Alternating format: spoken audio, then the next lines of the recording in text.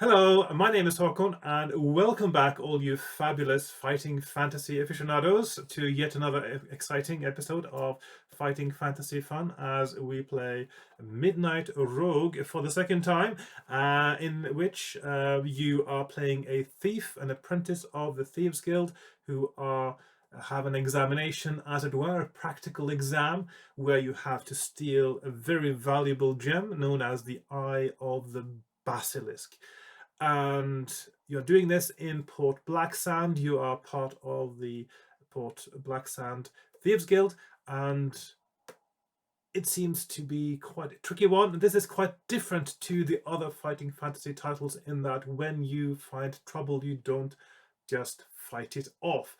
Generally, you want to avoid it by sneaking and hiding and basically being undetected, which is very different vibe to what you usually get, and I quite like that. Now, in my first playthrough, I managed to find some what I think are essential clues to what you're supposed to do in this book. Because one of the first things I ended up doing was to go to this clairvoyant lady who told me where to go, basically, almost in as many words, not very riddly way of saying it, and so I think I know where to go, but there's still some details I need to iron out in order to be able to get the prize. Now, one thing I did notice on my previous playthrough, not my previous playthrough, it almost said there, my previous playthrough, is that there are some things I will do a little bit differently, but just minor things. And so I will start from the beginning with slightly different starting skills. I will get into that in a moment when I move my camera view down to my table, which I will do now. So, right. Okay, here we are on my desk, and I've got my supplies, as I like calling them. I got my pen, my dice, character sheet from last time. I'm going to keep the same stats because, well, it's easier, isn't it? And they work quite good, but not too good. And of course, in the end, usually the stats are not the important thing because the stats relate to dice rolls, and of course dice rolls relate to randomness, and randomness is something you can never control fully because it's random. That's why they call it random. And so the exciting thing, as usual, about a book like this for me, and it should be, I think, for others as well, although some people really like the battles, is finding the correct path through, finding the right items, finding things in the right order sometimes, finding the clues, and all those things that make the book interesting. Okay, so just to recap a little bit here in the beginning, this is slightly different to the other books in the series in that you have additional extra skills, thieves skills. So you can choose 3 skills from a list of climb, hide, picklock, pickpocket, secret signs, sneak, and spot hidden. Last time I found that it seems that picklock is a skill you cannot do without, and the same seems to be true for hide. There have been a few occasions of climbing, but none of those require the climb skill. So for this playthrough, I will choose secret signs, picklock, and hide as my 3 skills. Additionally, you start with 5 gold. And just to double check now, there was something about you have a carry limit for your backpack as well, which is a little bit unusual. Just to double check here now. You may never carry more than 6 items in your backpack at any time. Your provisions count as 1 item and your potion counts as another. Enter them in the first 2 spaces of the backpack box, it says. So, although this sort of leaves a little bit of leeway in interpretations, what I'm interpreting it as is that you have 4 spare slots of items in your backpack. It does say that you have a hand lamp, a torch, and a tinderbox. They don't seem to be mentioned here, and they should really be mentioned if they were to be counted. So, presuming those do not count towards your carry limit. because you also have been told that you have a lamp, a torch, and a tinderbox. So what I'm thinking is that these 6 slots, of course, when you use your potion, you open up 1 slot. If you finish your provisions, you have 10 provisions to regain health. You'll free up 1 slot. Right, so I'm just going to get started. Here's our map from the first time. Okay, so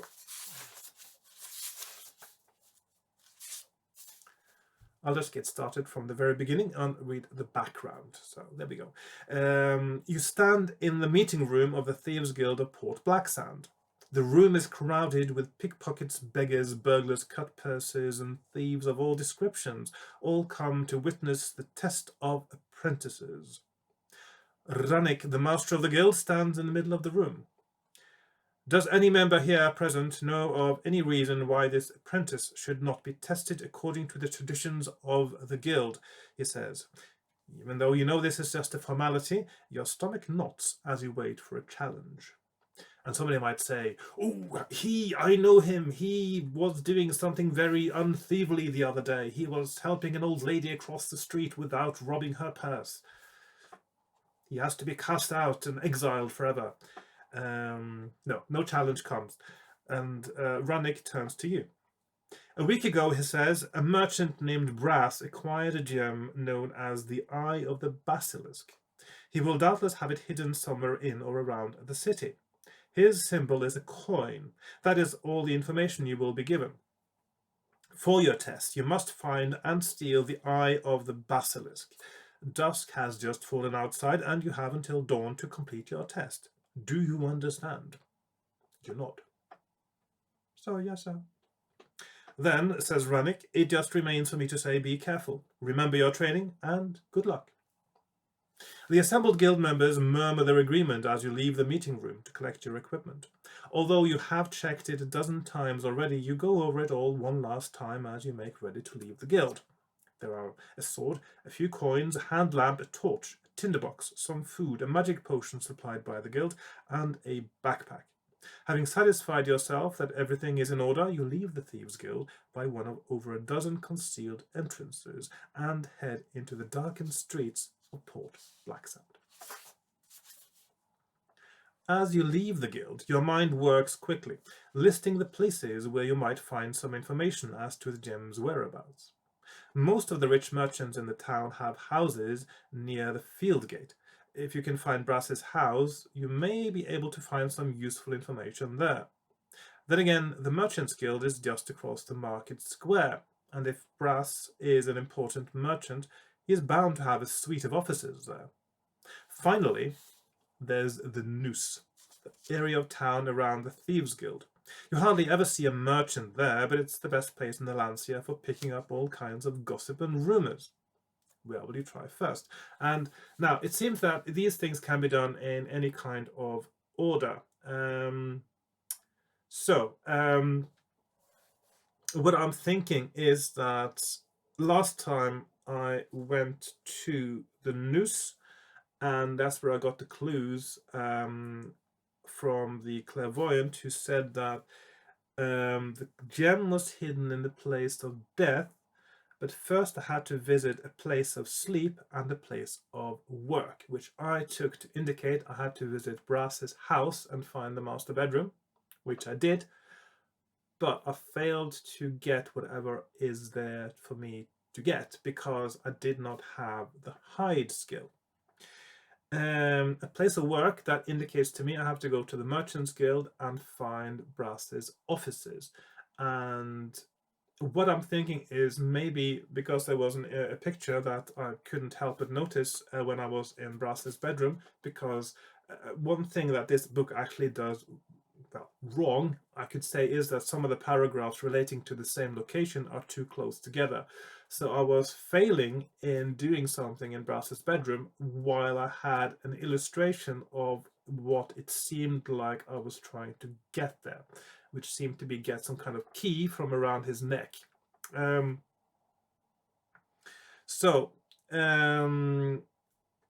So I'm thinking that I need a key to whatever place the gem is hidden. I need to get that in Brass's house. I need to know the exact location of where it's hidden, and that clue might be in his office. Last time, after going to Brass's house and sort of failing, but getting information for this playthrough, I tried to go to the Merchants Guild and got killed by a gargoyle. So that's where it ended up last time. This time, I'm not going to be killed by a gargoyle. Famous last words. But I will try to find out more about what's going on there. So I will start straight away and go to the Merchants Guild. There's no indication yet that these need to be done in a specific order. So unless, of course, that the key or wherever it is that was in Brass's house is something you need to get into the Merchants Guild. That's also a possibility. And the clairvoyant did mention place of sleep before she mentioned place of work. I'll go to Brass's house first. Okay, so just to be sure I get whatever it is there. 156. You set out towards the Field Gate, the area between Palace Street and Field Street, near Lord Azur's palace. Is the richest part of town, and you know that you will have to be especially careful there. The city guard is doubly watchful in that part of town, always keen that the people with the money should see them doing their duty. After you have gone a few yards down Thread Street, you see a bobbing light approaching, and hear the sound of booted feet. If you have hide skill, turn to 122. If you do not, turn to 293. And of course, this time I do have hide skill. So that means there's a new entry on my map. Let's see, 122. Where is 122? Hide, yeah. So I got the hide skill. You dodge into a shadowy doorway and stay very still. And as you watch and wait, a two-man patrol from the city guard marches past. You hold your breath, but they don't notice you, and continue on their way. You breathe a sigh of relief once they have passed and slip out of the shadows to look for Brass's house. Turn to 177. So you go from 122 now straight to 177 up here. So if you don't have the high skill, you can still get away from it if you do the right thing. But you do have to spend a point of luck, which is a bit wasteful. Might need those for later. You make your way along Thread Street to the Field Gate, keeping to the shadows. You never know when you might meet another patrol. After a while, you come to the corner of Short Street and Field Street, where you see two houses. The one on the right is an impressive two-story stone building, and you see the symbol of a coin cut into a doorpost, and of course that's where you use your clue from the background.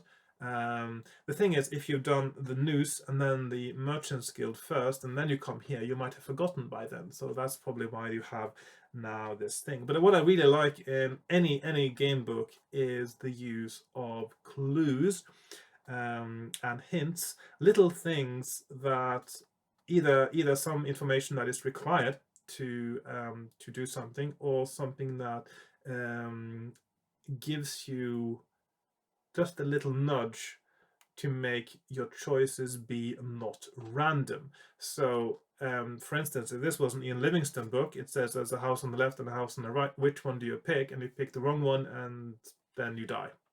Whereas in this one, which is more sensible, you already have a clue. So you say, do you want the house on the left with the coin, or the house on the right and the coin, or the left with something else? And then you already have a little hint given to you before, and then you make the right decision, and then you feel better as well, and it's not just random. So much better. Oh, excuse me. Right. The house on the left is smaller, half-timbered, and has the symbol of an oar on a painted sign over the door. One of these is the House of Brass the Merchants. Do you know which one? If you try the house on the right, turn to 384. Yes, I do.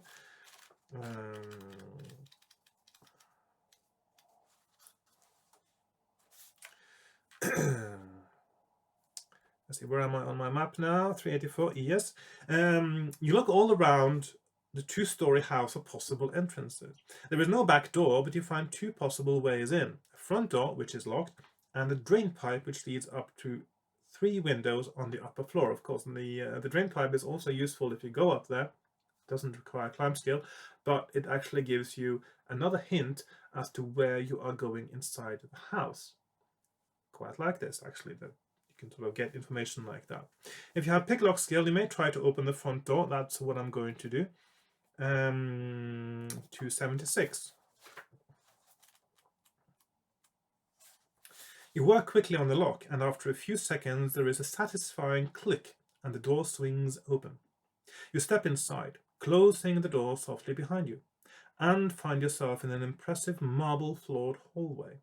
A stairway on your left leads up to a balustraded landing, and a suit of armor stands against the stairs. Beneath the landing is another door. If your experience and training are anything to go by, this door will lead to the servants' quarters. What will you do?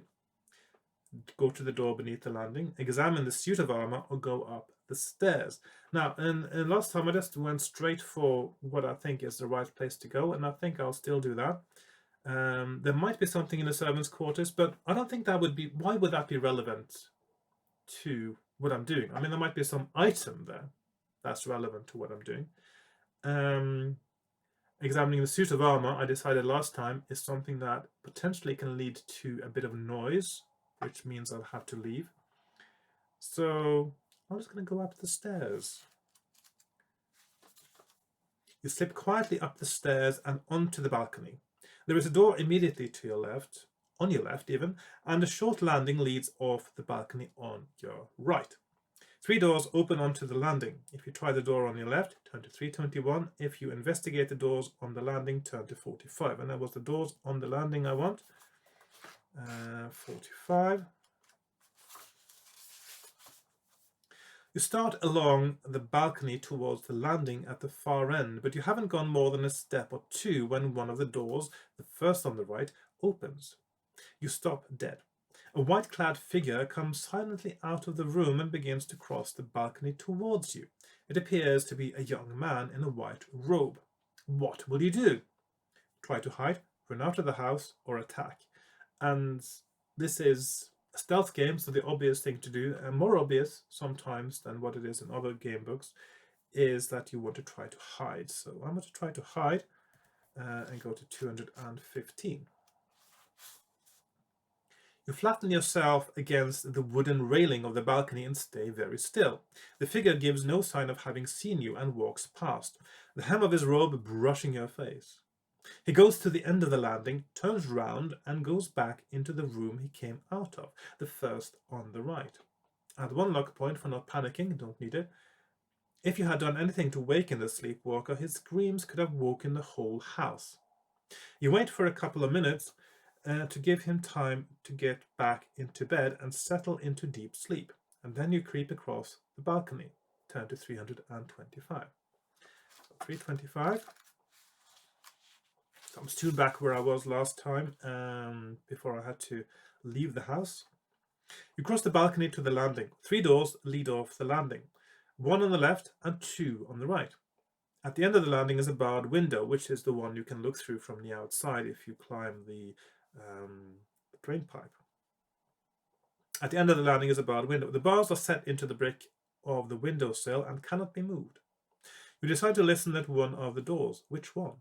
Door on the left, first door on the right, or the second door on the right? And it's the one I want is the door on the left. That's a master bedroom.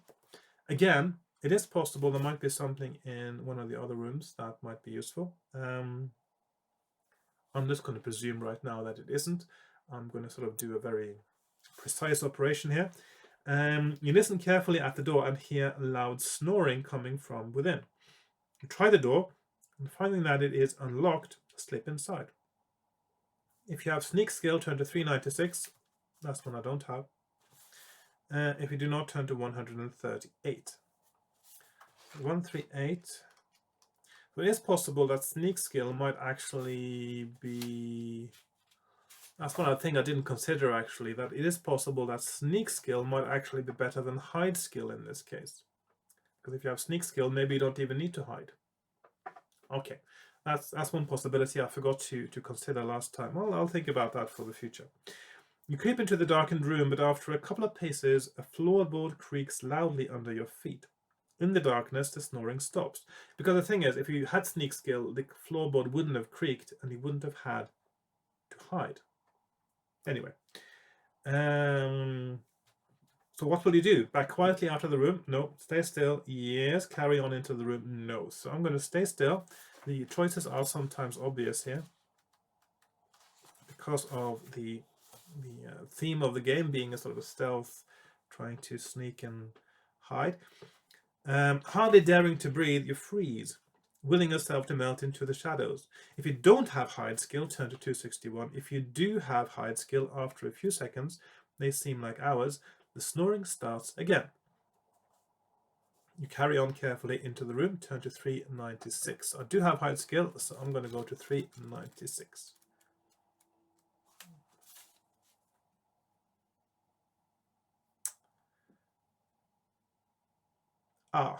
Okay, so this is where we get into a little bit of a conundrum here. So by the faint moonlight coming into the room, you see a large four-poster bed. 2 people are asleep, Brass and his wife. At the foot of the bed stands a chair with clothes heaped on it, and a rapid search of the clothes turns up 10 gold pieces. As you are about to leave, you see that around Brass's neck is a key on a silver chain. The key has the letter R on it. If you try to take the key, turn to 361 if you have pickpocket skills. If you have pickpocket skill, 261 if you do not. If you decide not to take the key, you turn and leave the room quietly. So maybe it is possible now that pickpocket skill is also essential, but we'll find out. Okay, so 396, and we've got options. Okay.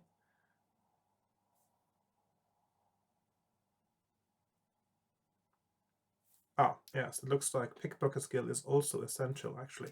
Okay, so what I'm going to do now, of course, it's just been plain sailing so far.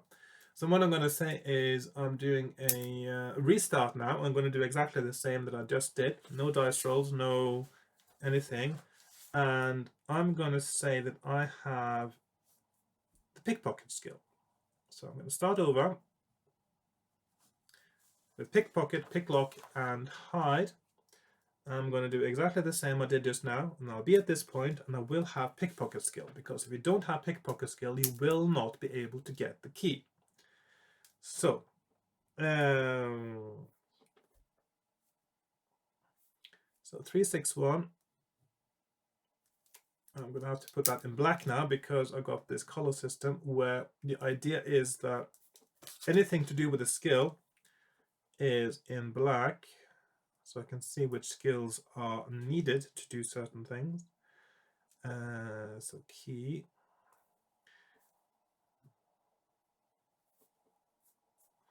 Okay, and then we can also from here go to 70 or 321. Okay, 321. That's blue. 321. And we can go to 70. So the other rooms. I want to go for the keys. Okay, so now I've got pickpocket skill. I don't have secret signs anymore. I'm still then, of course, again, not 100% sure about whether hide is needed, but the thing is you would need hide or sneak, it looks like. You can't get to this point without hide, and you can't get to, and you can't steal a key without pickpocket, and presumably it's hide or sneak. So you need picklock, you need pickpocket, and you need hide or sneak, but there might be one of those that is more essential than the other somewhere else in the game. But in this instant, it looks like hide or sneak will lead you to the same place. I see actually 396 it says for sneak here.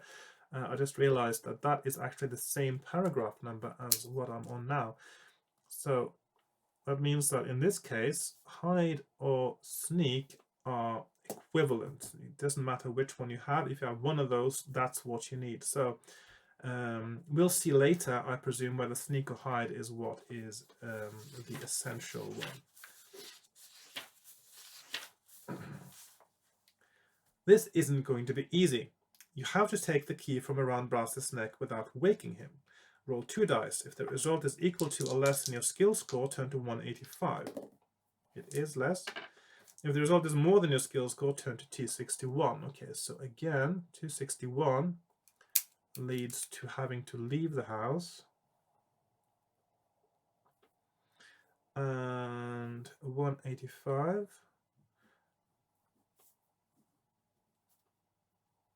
I quite like how this is structured now, with the sort of hide and sneak being, it doesn't matter which one you have, and also how all things sort of lead up to having to leave the place. Oh, that's 261. I got that twice as well. It looks like, yeah. Okay, let's remove this one. It's quite an efficient use of paragraphs here, because there's several catch paragraphs for different choices, and you don't notice when you're playing that they are different choices lead to them, and from different other paragraphs. Slowly, painfully slowly, you lift the chain off Brass's chest, break it, and take the key. Brass does not stir. Make a note of the key on your adventure sheet. So that means that the illustration that I was given, that was at the other place where you fail, is either in the wrong place or is meant to be a clue as to what you're supposed to do there. This is the one that shows up when you go to 261 and basically Brass wakes up and you're discovered and you have to flee. So I don't know if that's done on purpose to give you a clue that this is very important for you to actually do, or whether that's a mistake. I don't know. In any case, so make a note of the key. It does not count as a backpack item, it says. Okay, so that's quite clear. There's some bigger items, I suppose, that are. So Brass's key, and it's got letter R written on it. In case that is important, I'll just make a note of that. So we got the key, yep. So now I have the option of checking out the other rooms. 321. So I can go to 70, 76, or to 321. Okay, so there might be something else here as well. Or you can leave the house quietly and go to the Merchant's Guild if you haven't already done so. So that's 129. That is over here. I'll just put that down there. All set out in search of the Eye of the Basilisk without looking for any further information. 144. So that's another catch-all thing. That's the one I got down here, and I'll put a double box around the marker on the map now, so it's easy for me to see where that is. Right, so most likely there will be nothing more here. I mean, it would seem strange if I need to pick up 2 things here.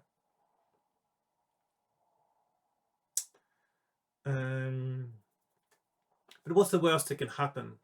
Will somebody wake up and I have to flee again? I'll just try another room. I'm going to go to the first room on the first door on across the passage, number 70, which was the children's room, I think. You put your ear against the door and listen, but you hear nothing. What will you do now? Go into the room, listen at the door on the left, listen at the second door on the right. So I've got 70, I can go to there, or I can go into the room, which is 50. There we are.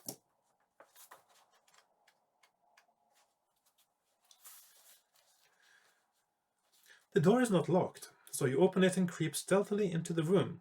It is furnished with a single bed, a wardrobe, and a dressing table. Someone, a child, judging by the size, is asleep in the bed. You can see nothing of value in the room, just a few dolls on the dressing table and floor.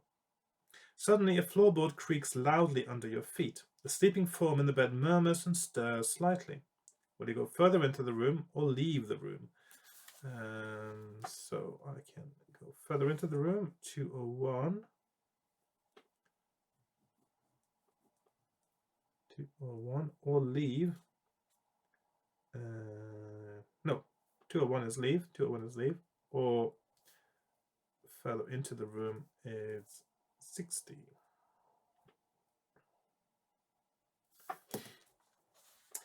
Now, what is a little bit disconcerting right now is that the paragraph for leaving the room is now different to the ones I've had before. But I'm going to go into the room, just, I don't know, maybe. You move cautiously forward, and the person in the bed, a young girl, sits bolt upright with a shattering scream. You have no choice but to run before the whole household is woken. You hurry back to the market square, planning your next move. It's too dangerous to go back to Brass's house, so you will have to do without any information that you could have gained from there.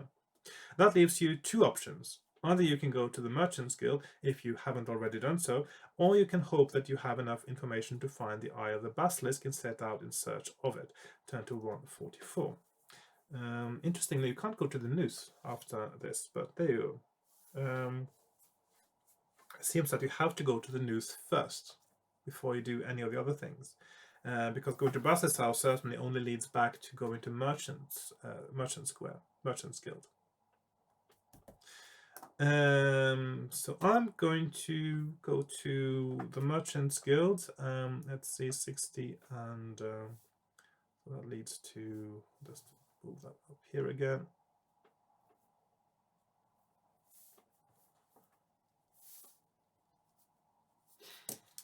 So I'm going to go to 129.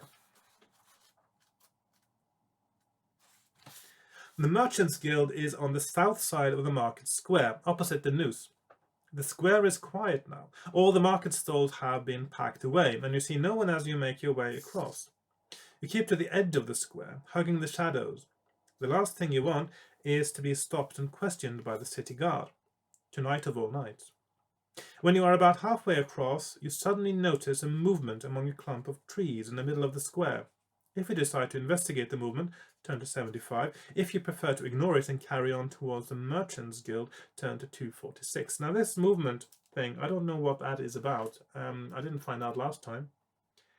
Maybe I should check it out again. Let's see, where are we now? 129, 75.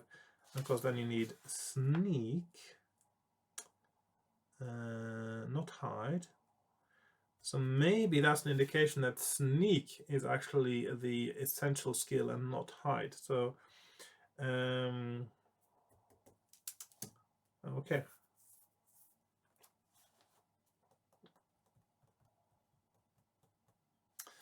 I'm just going to investigate. Go to 75.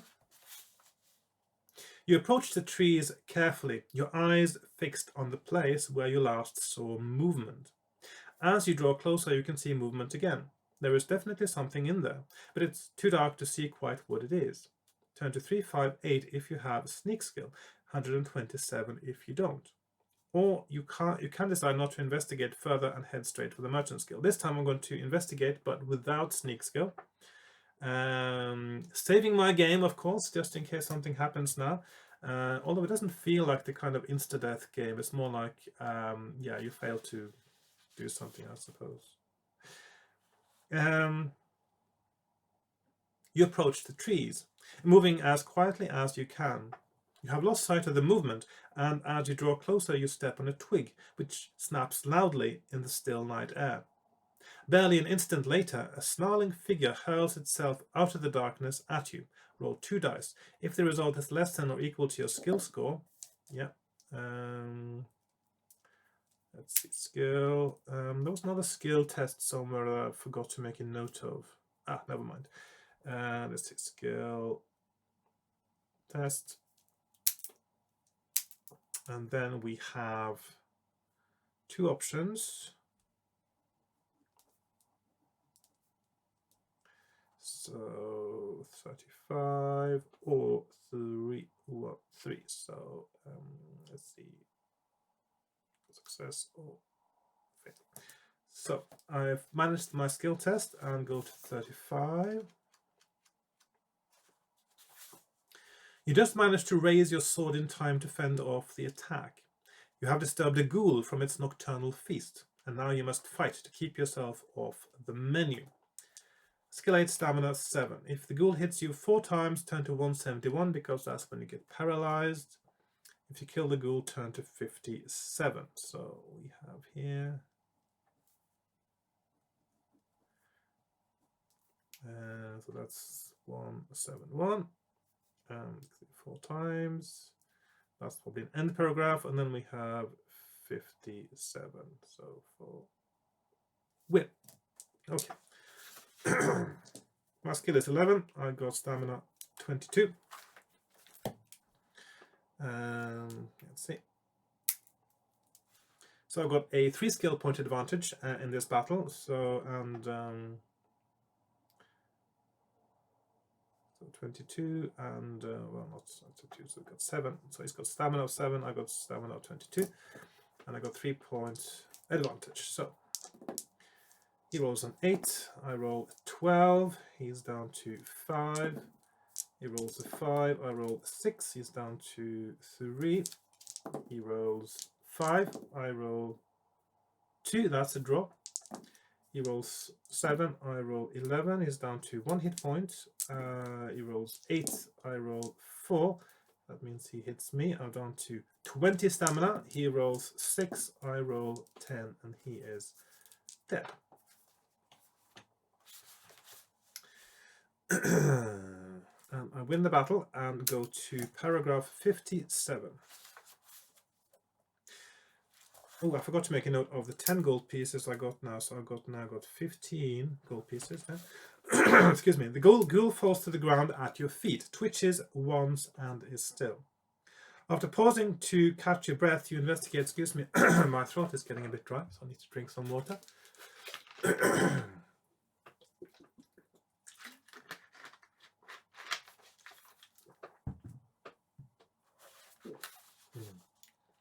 After pausing to catch your breath, you investigate what it was eating and find to your disgust that it is a human corpse. Well, that is what ghouls eat, seriously. So what else would it be? Searching the chewed body quickly, you turn up 2 gold pieces and a dagger. So I've now got 17 gold pieces and a dagger.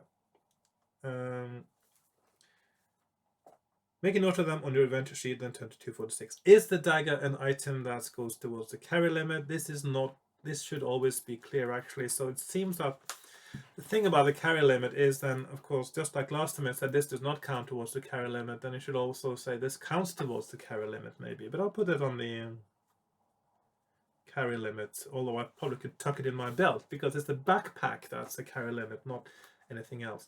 So yeah, I'll just put it there anyway, and if I fill up my backpack for some reason, I'll just say that, yeah, it's in my belt now. Okay.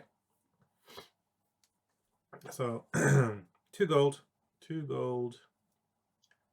dagger. And over here, of course, we had key and 10 gold. Okay. Right. 246. Do I have 246? I do have 246 already. Down here. So seemingly nothing important unless a dagger for some reason becomes important. Well, no, already I'll have a short sword.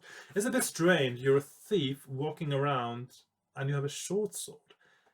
You would think that your weapon of choice for someone who's just trying to be stealthy is already a dagger.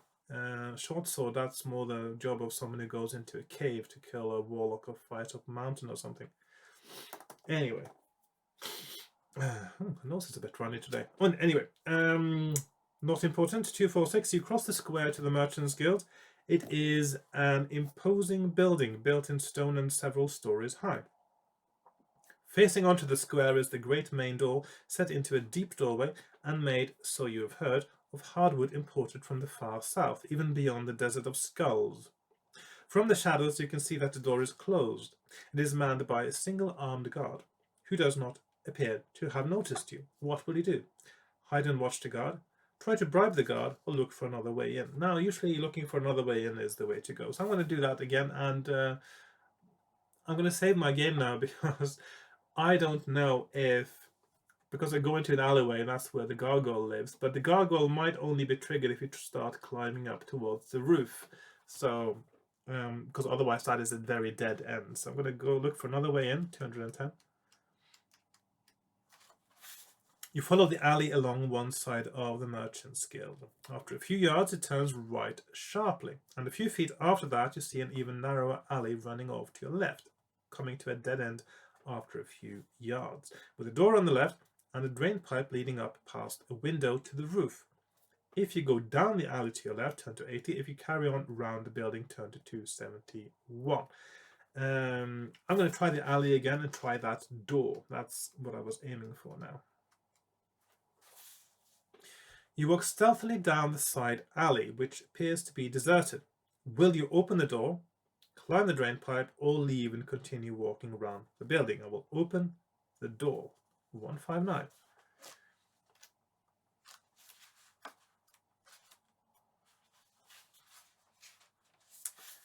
You try the handle of the door. It is not locked and opens with a faint creak.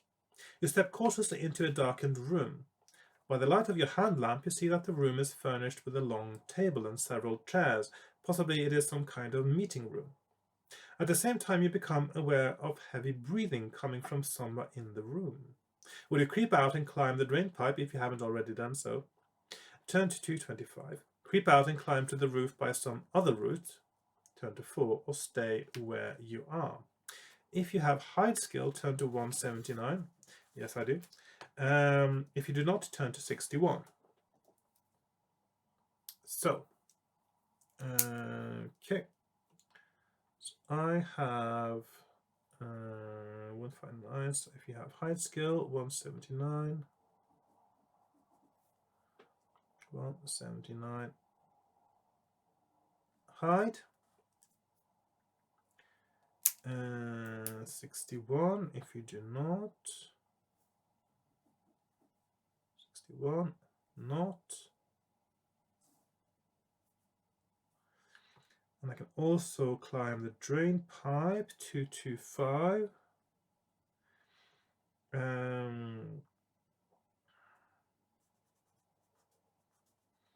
Look for some other route. Number 4. Okay. Let's put that down there. 4 other. Which is a different number than it was before when it says 271 to keep going around the building. Oh, no, hang on, to climb the roof by some other route. There's a lot of hints that you should be going to the roof here, but at the moment there's no way you can have the climb skill, it seems, because you need picklock and you need hide or sneak. Because it seems a bit strange if the key around Brass's neck was not essential, although it is possible, I guess. It's a red herring. R for red herring, you never know. But I have hide skill, so I'm going to go to 179. You shrink into the shadows, hardly daring to breathe. As your eyes become accustomed to the light, or the dark, you see a dark shape in a chair, the source of the breathing. Also in the room is a long table, and there is a door at the far end. Will you investigate the dark form or leave through the far door? I'm going to just leave through the far door, actually. Okay. So 350 or 298 investigate. Leave.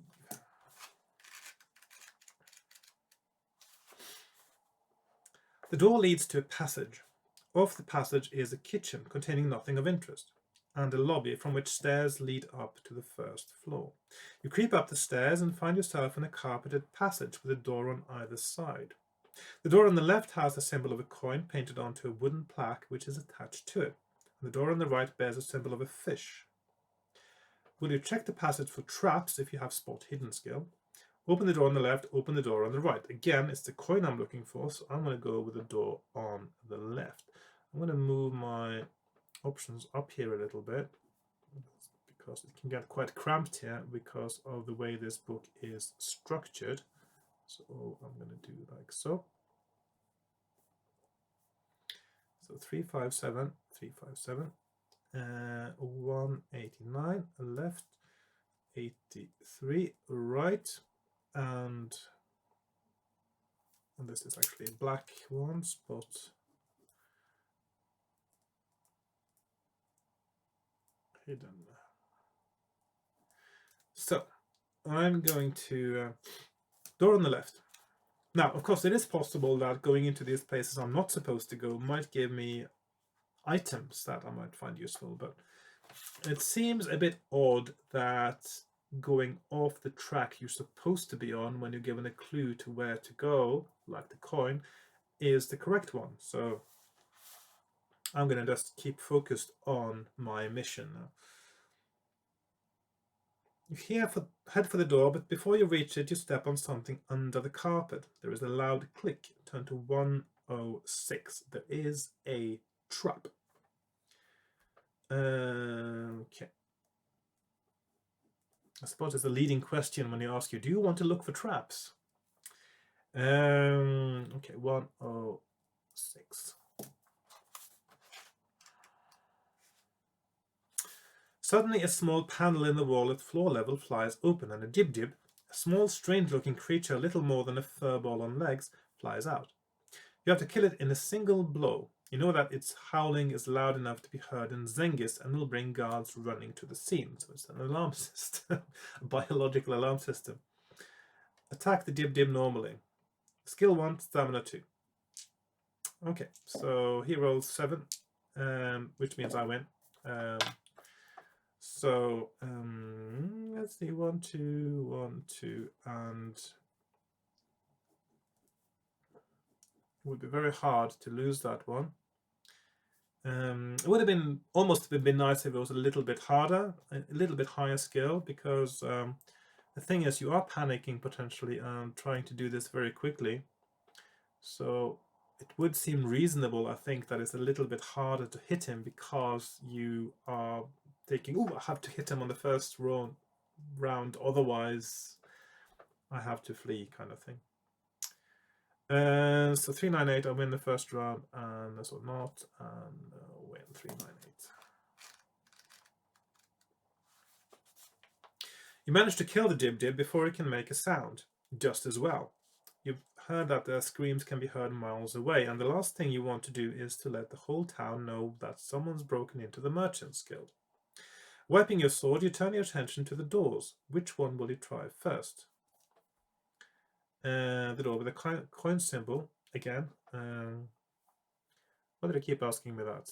Okay, so obviously this would have happened regardless of which door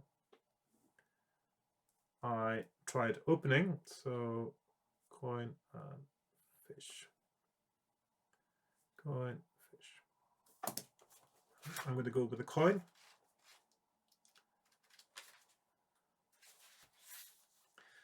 You try the door, but it is locked. If you have picklock skill, turn to 259. Okay, and we do have that. Oops. 259. 259. Pick lock. If not, will you try the door with the fish symbol? Turn to 163. Or will you give up on the Merchant's Guild and look for clues in Brass's house if you haven't been there before by turning to 156? So that's quite a long way away here on my map. It's so long away, I'm going to just use red so that the line doesn't disappear. So I'm going to go down here, 156. Or set out in search of the Eye of the Basilisk, armed only with the information you already have. Turn to 144. So that is over here in the middle. Okay, so I have picklock skill. I go to 259. The lock opens with a faint click, and you step through the doorway into a large, well-appointed office. Moonlight filters in through a barred window, and a huge and richly carved wooden desk stands against one wall, with a padded leather chair set in front of it. Across a deep, luxurious carpet, a large and strong-looking iron door is set into another wall. This might be where I need the key, by the way. If you search the desk, turn to 90. If you examine the iron door, turn to 377. I should be able to do both, I suppose. It would seem strange if I couldn't. I'm going to put my options up here. I'm going to search a desk first, because there might be other clues. 377. As to the location, excuse me.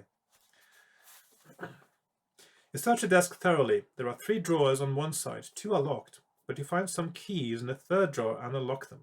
In the desk you find the following. A key marked with the letter L. Coins totaling 10 gold pieces. So you've got 27 gold now. So there's 10. That's it. 10 gold. Key L. So it's key L. A deed of purchase showing that Brass recently bought a piece of land called Barrow Hill. Now this is Barrow Hill. That sounds like a place of death. This might be where the Eye of the Basilisk is hidden. So Barrow Hill, clue. So let's see, just put it here, clue. So Barrow Hill, key L. And there's a letter from the wizard Brabantius telling Brass that Barrow Hill property has been refitted according to your instructions to make, obviously, a strong room to have his valuables, presumably. Make a note of anything you take on your adventure sheet. The 2 documents are an important clue. Make a note of the number of this paragraph on your adventure sheet. Okay, so, yes, paragraph. So there's 90 there. Okay, so, and paragraph 90. Okay. What would you do next? You can examine the iron door or leave the Merchant's Guild stealthily and search for clues in Brass's house if you haven't been there before. So this might actually be the main thing. The strong room might actually, or the bard. The iron door is probably might just be a red herring, because the thing is, it's the kind of door that behind which you would have valuables, and the valuables you're looking for is somewhere else. But I'm going to have a look at it anyway. 377. Saving my game, of course, just in case. The door is very solid. It appears almost impossible to open by force, and the lock on it is one of the largest and most complicated that you have ever seen. If you have picklock skill, you can try to open it, but it won't be easy. Roll 2 dice and add 2 to the score. If the result is equal to your skill score or less, you have opened the door. If not, or if you don't have picklock skill, you can't open the door, and you will have to confine your attention to the desk, or leave the Merchant's Guild stealthily and either look for clues in Brass's house if you haven't been there before, or set out in search of the Eye of the Basilisk without looking for any more clues. So, right, so at 377 you can go back to 90, you can go to 144, or you can go to Brass's house. I'm just going to connect that with the other one I had here, so that's this one here, like so. Okay. So skill -2, so I need to roll 9 or less to do this. And I rolled 9, so that means I managed to do the picklock on that door. And go to 295. I'm just going to do here 295. So that's 295. Again, this picklock is essential for doing that. 295.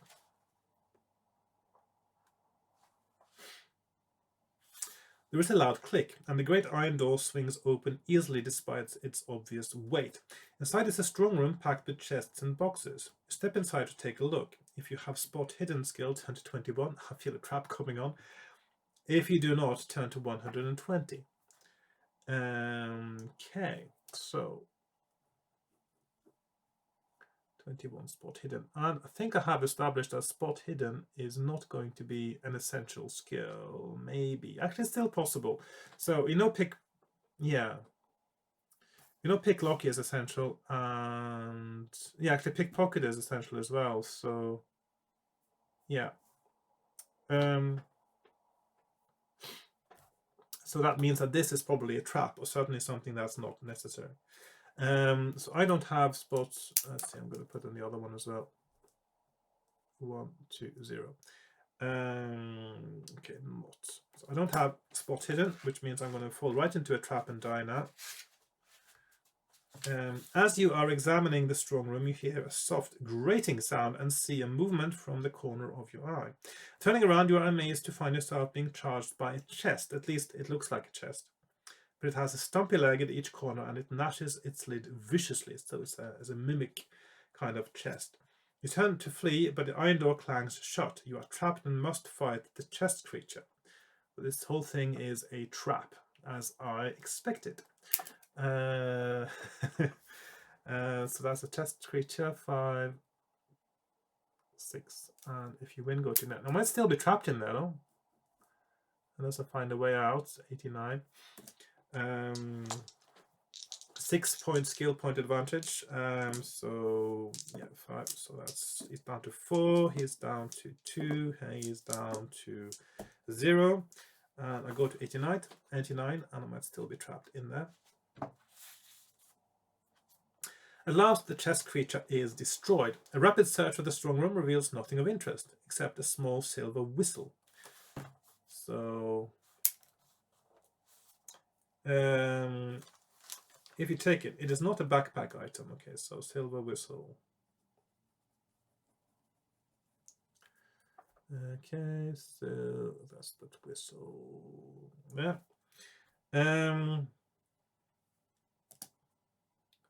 And you turn your attention to how you are going to get out. The door is closed fast, and no amount of pushing or pulling will shift it.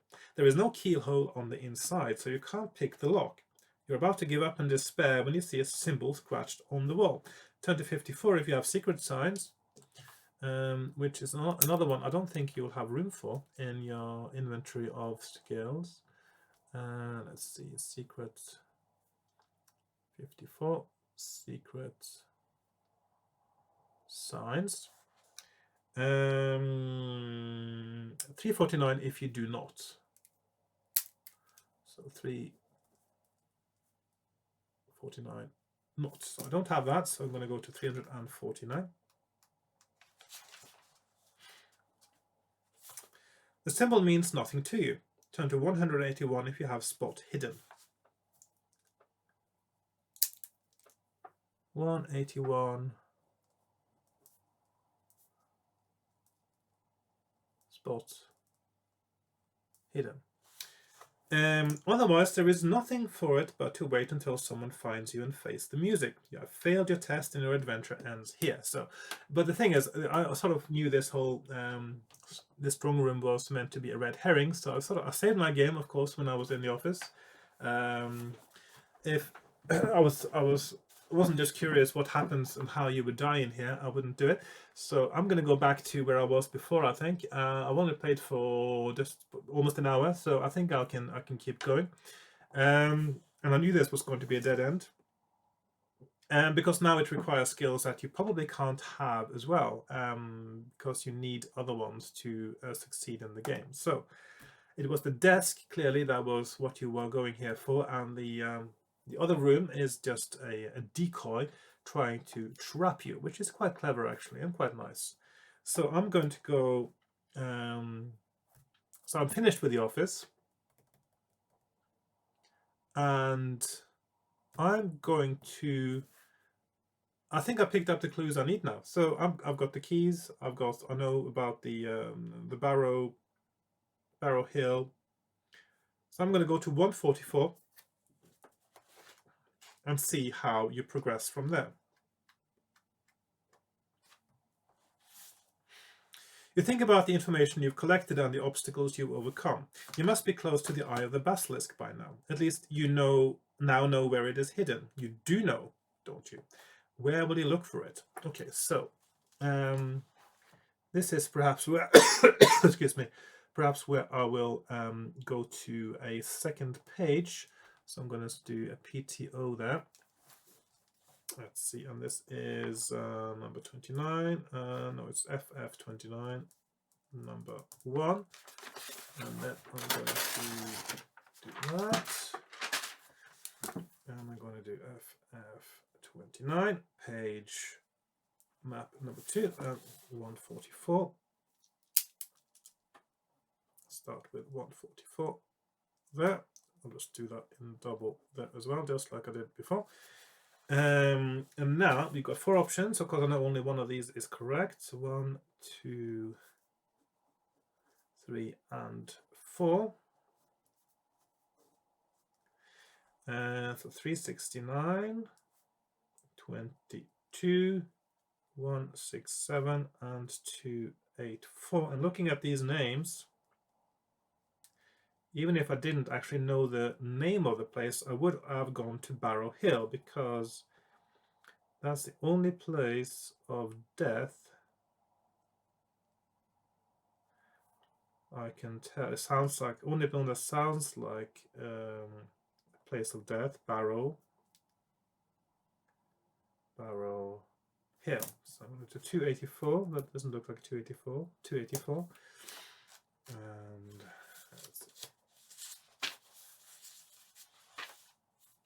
you know that the Eye of the Basilisk is hidden somewhere around Barrow Hill, but do you know how to get there? You should have 3 numbers written on your adventure sheet representing 3 clues. 1 from the news, 1 from the Merchant's Guild, and 1 from Brass's house. Yes, you should. So I was given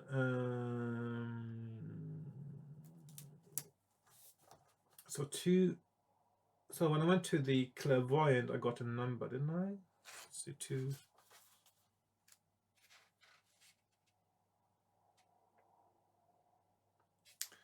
So 289. So let's see, just 289. So that is what's her name again?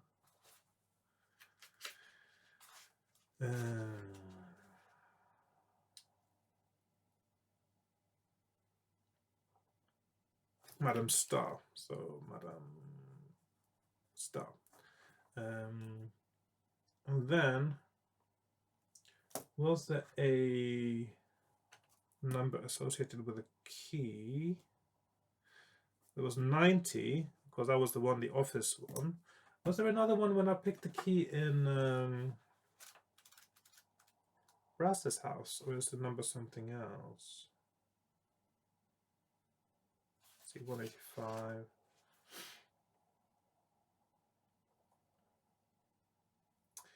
There is no number there. Is there a third? I only have 2 numbers. So that means I am missing a number, which must be somewhere else, obviously.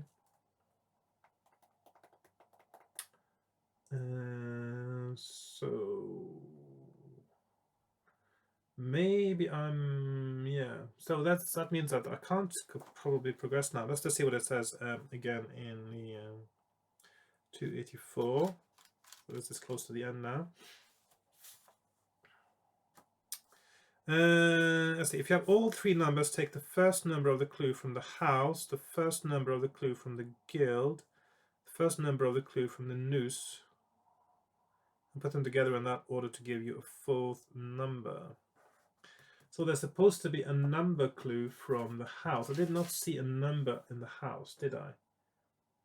So that means that there's something else there that I need to have a look at in order to there's another clue in there somewhere that I need to find in order to get this. So all I have now is I know there's the paragraph something 29. No, 92. Something 92.